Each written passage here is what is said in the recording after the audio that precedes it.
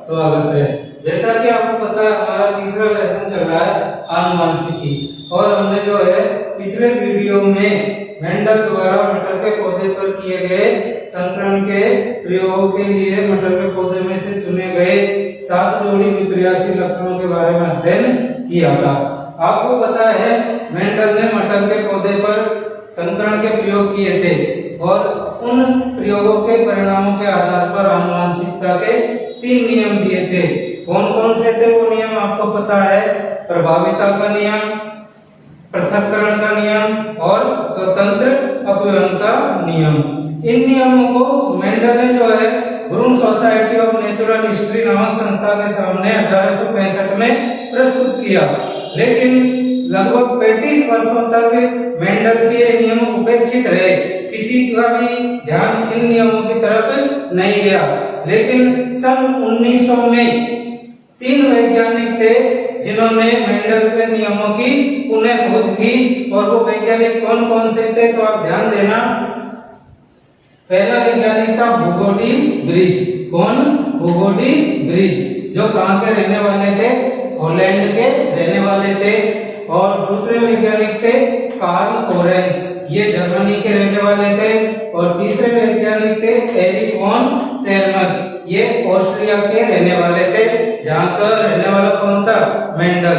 इन तीनों वैज्ञानिकों ने अपने अपने देशों में संकरण के प्रयोग किए और अंत में ये उन्हीं नतीजों पर पहुंचे जब मेंडल इनसे लगभग 35 साल पहले ही पहुंच चुका था। लेकिन इन वैज्ञानिकों ने इसका क्रेडिट श्रेय स्वयं ने लेते हुए किसको दिया? मेंडल को दिया। इस प्रकार मेंडल के नियमों की पुनः खोज हुई। कब हुई? सन 1900 में। आपको ये याद रखना है, ये क्वेश्चन कई बार एग्जाम में पूछा गया है कि बताइए मेंडल के नियमों की पुनः खोज करने वाले वैज्ञानिक कौन थे? तो तीनों के नाम आपको याद रखना है। हुगो डी ब्रिज कहाँ के रहने वाले? हॉलैंड के। कार्ल लोरेंत्ज कहाँ के रहने वाले? जर्मनी के। और एरिक वॉन शेरमैन कहाँ के रहने वाले थे? ऑस्ट्रिया के रहने वाले थे। ठीक है, तो यहाँ तक समझने के बाद हम अब अपने इस लेसन को आगे बढ़ाते हैं, जिसमें हम पढ़ेंगे आनुवंशिकी शब्दावली। यानी कि मेंडल के नियमों को समझने से पहले कुछ ऐसे शब्दों को समझना जरूरी है जिसका उपयोग जो है आनुवंशिकी में किया जाता है। ये परिभाषाएं बहुत सारी आएंगी जिनको आपको याद रखना है। तो सबसे पहले हम देखते हैं जीन। क्या? जीन। तो जीन क्या होता है? वह कारक जो किसी एक लक्षण को नियंत्रित करता है। क्या होता है जीन? वह कारक जो किसी एक लक्षण को नियंत्रित करता है जीन कहलाता है। जैसे कि लंबाई का लक्षण या पुष्प के रंग का लक्षण। अब ये जो जीन है, मेंडल ने जो शब्द उपयोग लिया था वो कौन सा था? कारक। इस कारक शब्द को एक वैज्ञानिक में जॉनसन, उन्होंने क्या नाम दिया? जीन। तो पूछ लिया जाए कि मेंडल के द्वारा उपयोग में लिए गए कारक शब्द को जीन नाम किसने दिया? तो किसने दिया था? जॉनसन नामक वैज्ञानिक ने। ठीक है। दूसरे जो परिभाषा वो है युग्म विकल्पी, जिसे इंग्लिश में हम एलील बोलते हैं। क्या होते हैं युग्म विकल्पी? किसी एक लक्षण को नियंत्रित करने वाले जीन के 2 विपर्यासी स्वरूपों को क्या कहते हैं? युग्म विकल्पी। विपर्यासी का मतलब मैंने आपको बताया था विपरीत, एक दूसरे के क्या होते हैं? अपोजिट। तो कोई भी एक लक्षण को जो नियंत्रित करते हैं कारक, उसके कितने स्वरूप होते हैं? 2। जैसे कि हम समझे कि पौधे की ऊंचाई के जो लक्षण हैं इसको नियंत्रित करने वाले 2 स्वरूप कौन कौन से हैं? एक तो कैपिटल टी, जो किसको लिए जिम्मेदार होता है? लंबापन के लिए। और दूसरा होता है स्मॉल टी, ये किसके लिए जिम्मेदार होता है? घनत्व के लिए। तो ये 2 परिभाषाएं हमने पढ़ी, जीन की और युग्म विकल्पी की। अब हम अगली परिभाषा पढ़ेंगे समयुग्मजी। समयुग्मजी किसे कहते हैं? जब किसी एक लक्षण को नियंत्रित करने वाले जीन के दोनों युग्म विकल्पी कैसे हो? एक समान हो, उसे समयुग्मजी कहते हैं। किसे कहते हैं? समयुग्मजी। जब किसी एक लक्षण को नियंत्रित करने वाले जीन के दोनों युग्म विकल्पी कैसे होने चाहिए? एक समान, तो उसको हम क्या कहते हैं, समयुग्मजी। जैसे देखो कैपिटल टी या स्मॉल टी, ये दोनों युग्म विकल्पी जो है किसी एक लक्षण को यानी ऊंचाई के लक्षण को क्या करते हैं, नियंत्रित करते हैं। तो दोनों कैसे हैं, एक समान है, कैपिटल टी या स्मॉल टी। दूसरी परिभाषा देखिए विषम युग्मजी, ये इसकी अपोजिट हो जाएगी, यानी कि उसमें तो क्या थे, किसी लक्षण को नियंत्रित करने वाले जीन के दोनों युग्म विकल्पी क्या थे, समान थे, लेकिन इसमें क्या हो जाएंगे, असमान होंगे। तो क्या होगी इसकी परिभाषा, जब किसी लक्षण को नियंत्रित करने वाले जीन के दोनों युग्म विकल्पी कैसे हो, असमान हो, तो उसे हम क्या कहेंगे, विषम युग्मजी।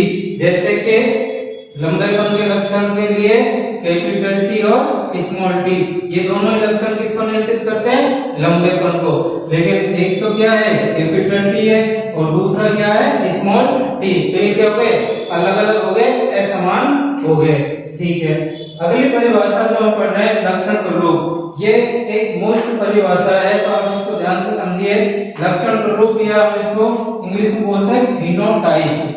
क्या होता है फिनोटाइप, तो देखो किसी सजीव की बाह्य प्रतीति, अब ये समझना बाह्य प्रतीति क्या होती है, बाह्य प्रतीति का मतलब होता है बाहरी संरचना, उस सजीव की बाहर से बनावट कैसी है, तो किसी सजीव की बाहरी संरचना को या बनावट को हम क्या कह देते हैं, लक्षण प्ररूप कहते हैं। जैसे देखिए लंबे पौधे समयुग्मजी, कैसे समयुग्मजी, तो देखिए इसके दोनों युग्म विकल्पी जो है कैसे हैं, कैपिटल टी एक समान है, या कैसा हो सकता है लंबा पौधा विषम युग्मजी, तो इसके जो युग्म विकल्पी है कैसे अलग अलग है, कैपिटल टी और स्मॉल टी। तो आपको याद रखना है किसी भी सजीव की बाहरी संरचना, बाहरी बनावटी क्या कहलाती है, लक्षण प्ररूप। ठीक है, दूसरी परिभाषा ये भी इंपॉर्टेंट है, तो ध्यान रखना जीन प्ररूप, इसे हम क्या कहते हैं, जीनोटाइप। क्या होती है जीनोटाइप, किसी सजीव की आनुवंशिकीय रचना या कि उसकी आंतरिक बनावट कैसी है, सजीव की अंदर से उसकी बनावट कैसी है, तो उसको हम क्या कहते हैं, जीन प्ररूप। तो किसी सजीव की आनुवंशिक रचना क्या कहलाती है, जीन प्ररूप। ये दोनों परिभाषाओं की आगे चल के हमको जरूरत पड़ेगी जब हम मेंडल के नियम पढ़ेंगे, प्रभाविता का, पृथक्करण का और स्वतंत्र अपवन का नियम जब हम पढ़ेंगे, तो आपको याद रखना है जीनोटाइप क्या होता है और फिनोटाइप क्या होता है। तो बाहरी संरचना तो क्या हो जाएगी, फिनोटाइप या लक्षण प्ररूप, और आनुवंशिक रचना क्या हो जाएगी, जीन प्ररूप। ठीक है, इसके बाद अब हम अगली परिभाषा देखते हैं प्रभावी लक्षण। ये भी इंपॉर्टेंट परिभाषा है, इसको भी आपको ध्यान से समझना है। तो क्या होता है प्रभावी लक्षण, वह लक्षण जो F1 पीढ़ी में, F1 का मतलब प्रथम पीढ़ी में अपने आप को प्रकट कर पाता है, क्या कहलाता है, प्रभावी लक्षण। जैसे मैंने पिछले वीडियो में आपको 7 लक्षणों के बारे में बताया था, लंबेपन का, बौनेपन का, पुष्प का बैंगनी रंग और सफेद रंग। तो जैसे देखिए लंबेपन का जो लक्षण है ये क्या होता है, बौनेपन के लक्षण पर प्रभावी होता है, यानी जब हम लंबे पौधे का बौने पौधे का संकरण करवाएंगे तो F1 पीढ़ी में, प्रथम पीढ़ी में जो लक्षण प्रकट होगा वो कौन सा लक्षण प्रकट होगा, लंबेपन का लक्षण प्रकट होगा।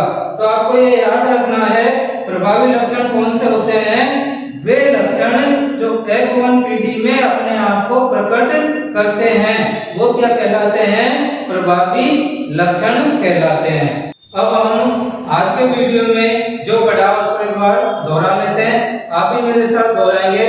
आज हमने सबसे पहले क्या पढ़ा था बताइए, हमने पढ़ा था मेंडल के नियमों की पुनः खोज। तो किसने की थी बताइए, बताओ। 3 वैज्ञानिक थे, हॉलैंड के तो कौन थे, हुगो डीब्रिज, जर्मनी के कौन थे, कार्ल कोरेंस, और ऑस्ट्रिया के कौन थे, एरिक वॉन शेरमैन। इन तीनों वैज्ञानिकों ने मेंडल के नियमों की पुनः खोज की। इसके बाद हमने आनुवंशिक शब्दावली पढ़ी जिसमें हमने क्या पढ़ी, जीन की परिभाषा, है ना। तो क्या होता है जीन, वह कारक जो किसी एक लक्षण को नियंत्रित करता है, क्या कहलाता है, जीन कहलाता है। उसके बाद हमने युग्म विकल्प भी पढ़ा। तो क्या होता है युग्म विकल्प? किसी एक लक्षण को नियंत्रित करने वाले जीन के दो विपरीयासी स्वरूपों को हम क्या कहते हैं? युग्म विकल्प भी कहते हैं। उसके बाद आपने पढ़ा समयुग्मजी की परिभाषा, विषम युग्मजी और लक्षण प्ररूप और जीन प्ररूप। इसमें आपको ये दोनों जो है लक्षण प्ररूप और जीन प्ररूप की विशेष याद रखना है आपको। इसके बाद हमने लास्ट में पढ़ा प्रभावी लक्षण। इसी के साथ जो है हम अपने इस वीडियो को आज यहीं समाप्त करते हैं। अगर आपको ये वीडियो पसंद आया हो तो इसे लाइक करें, शेयर करें, कमेंट करें और सब्सक्राइब करें। धन्यवाद।